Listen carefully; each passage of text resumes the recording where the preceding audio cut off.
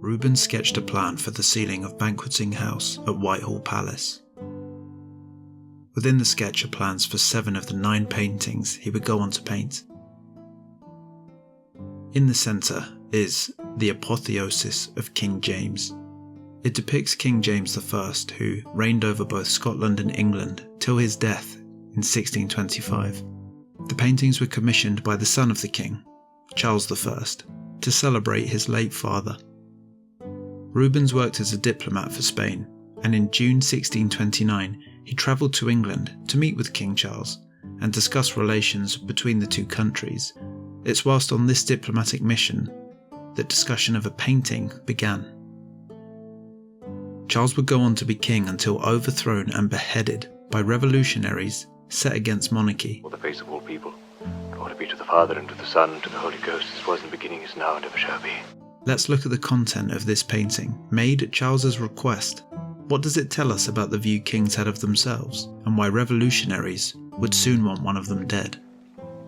I will not delay you long. Mythological icons are used to convey James as a peaceful, tolerant, and wise ruler. In the central oval, James is seen in apotheosis, the process of being taken from earth to heaven or some higher place. Foreshortening, a clever perspective trick, is used to make it look as though James is being carried away from the viewer, through the ceiling, through bright sky and clouds, and into the beyond. At the bottom of the oval, James is lifted by an eagle grasping a lightning bolt. These are both icons of Jupiter and Zeus. Contemporary viewers would have known these figures, chief gods of their religions, associated with strength, law, and order. These icons are asking viewers to see a similarity between gods and the king. More allegory is used to the right, where the figure of justice helps to lift James, scales in hand, telling viewers that this was a fair king.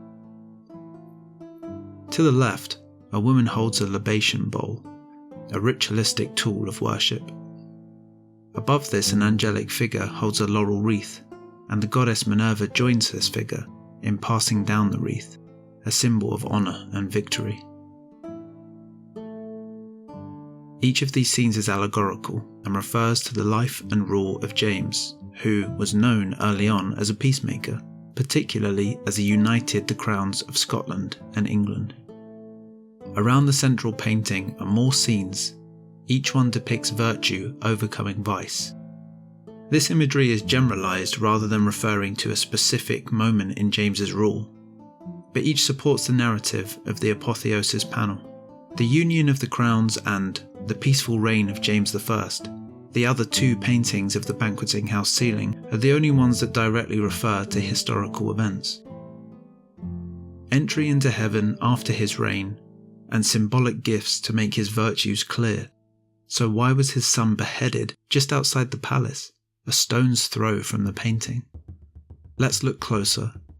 2 cherubs are removing the earthly crown of King James.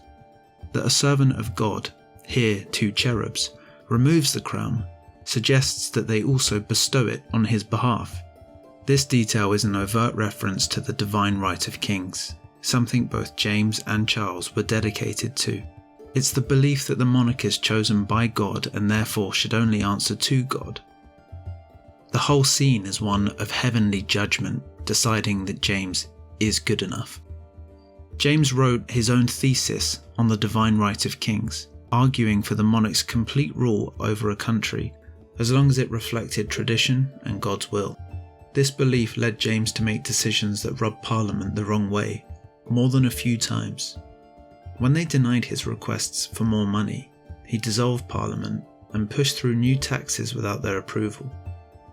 When they tried to discuss foreign policy, James was furious when he dissolved them again. James made even worse errors in an effort to appease the Spanish courts. He had previously ended the Anglo-Spanish War in 1604, a genuine achievement, but his affinity with Spain went too far. Sir Walter Raleigh, famous for his adventures, came into conflict with Spaniards whilst looking for gold.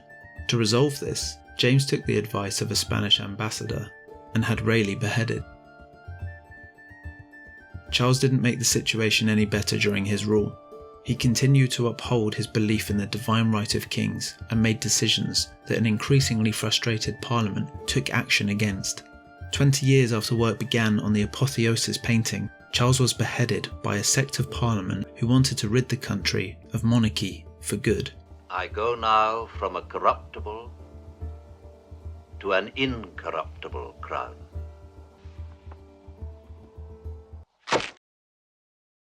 The historian MacLeod claimed that Rubens also shared Charles's belief in the divine right of kings to enjoy personal and absolute rule. MacLeod points to Rubens' role as a Spanish diplomat as evidence. But I think this detail of the crown was Charles's instruction and not Rubens' inspiration. Let's take another look at that sketch.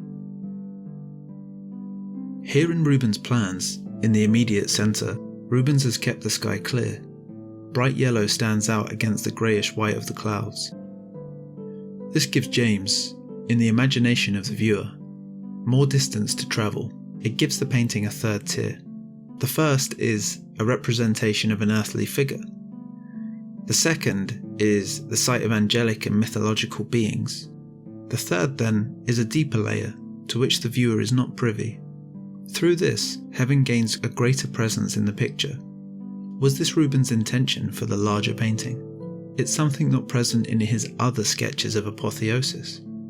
Here is another scene, this time for a now destroyed painting of George Villiers, the Duke of Buckingham. Mythological figures surround him as allegories of his political career.